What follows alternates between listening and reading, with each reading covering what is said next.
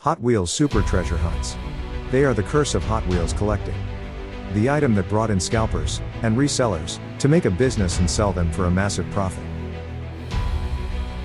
The item that makes grown men and women fight for it.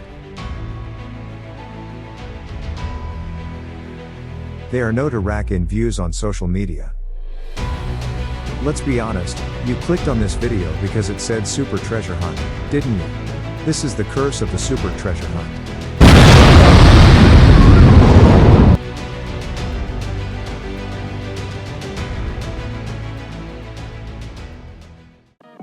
Let's set the scene. So you are going for your usual weekly hunt for Hot Wheels.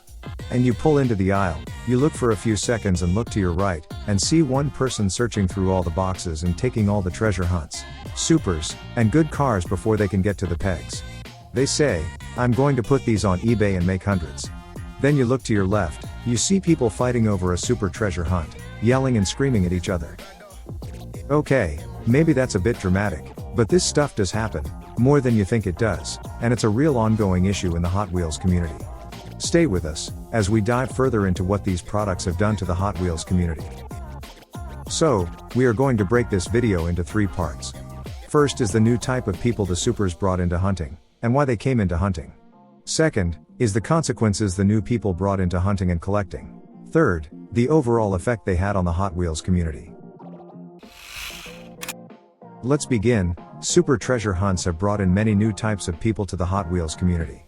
These include scalpers, hoarders, and resellers. These people are all frowned upon in the Hot Wheels community. If you don't know who they are, let me explain. Scalpers are people who by definition will attempt to buy as many Hot Wheels, especially supers, and chases, to sell them at an upmarket price. Hoarders are people who will go to a shop and buy all of the good cars that people are looking for. They will normally buy more than 2 of the same car, and take all the good stock for themselves. Resellers are people that buy Hot Wheels for the sole purpose to sell them on eBay etc., to make money. Both scalpers and hoarders can fall under the title of a reseller as well. These people came into hunting for one purpose and one purpose only: to make money. And these are the people that ruin collecting for everyone. But why? Let's move into the second topic. What were the consequences of the introduction of these types of people? Well, these types of people heavily affect the experience of hunting. With the strong desire to find supers to hoard, or resell them, and they will go to far lengths to obtain them. This can involve diving through unopened boxes, taking all of the good cars in there as they go.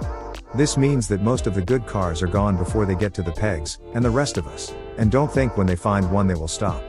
They will continue, sometimes taking up to a total of 10 supers on different occasions. The scalpers and resellers take all the supers to resell for a profit. This makes it nearly impossible to find one in the wild for other collectors. But let's forget supers for a moment. Because of all these people, it makes it even hard to collect even the popular standard main lines, because you guessed it, they are taking them to resell. So if I want one, I will have to pay $6 instead of $2. So as we can see, these people have come for supers, but are now taking many other Hot Wheels products to resell online.